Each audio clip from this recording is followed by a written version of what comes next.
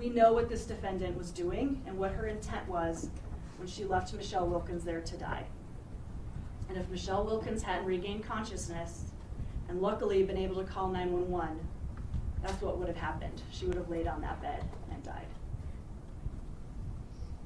Now the facts in this case, from what you've heard, are very obvious. Miss Wilkins, for all of the trauma that she went through, has a very good memory of what happened to her that day. You have crime scene information from the scene. You have all the blood evidence. You have what you heard from the detectives, the doctors. The facts in this case are what they are. They're obvious. The question, though, is what was the defendant's intent?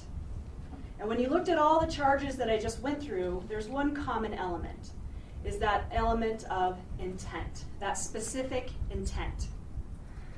And so what I want to spend most of my time talking to you about is this intent element, because this is what the question is in this case. What was her intent? And we talked in jury instructions. Well, how do you know what somebody's intent is? You look at their actions, you look at their statements.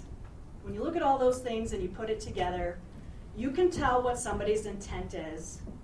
And when you put all those things together, you, as the jury in this case, know what this defendant's intent was on March 18th of 2015.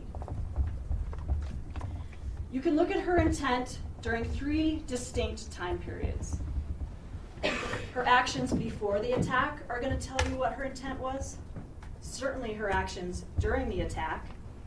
And even her actions after the attack are going to tell you what her intent was when she assaulted Miss Wilkins.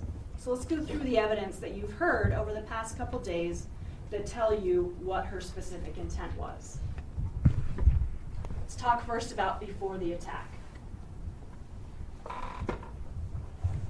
As we talked about, this all goes back to this fake pregnancy that the defendant had established in her life.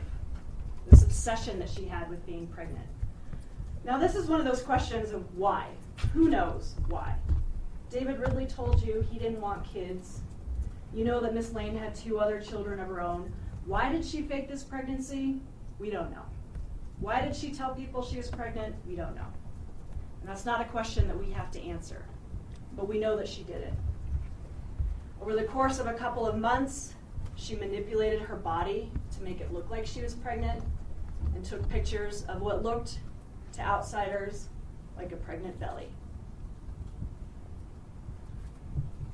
She found a picture of an ultrasound on the internet and passed it off to David Ridley as being an ultrasound picture of his son.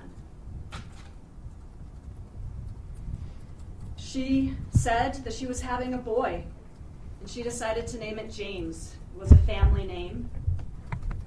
She even had a baby shower with her family in the fall of 2014. Friends, family were there, just like you would for any pregnant woman. This is going on for months and months, this fake pregnancy.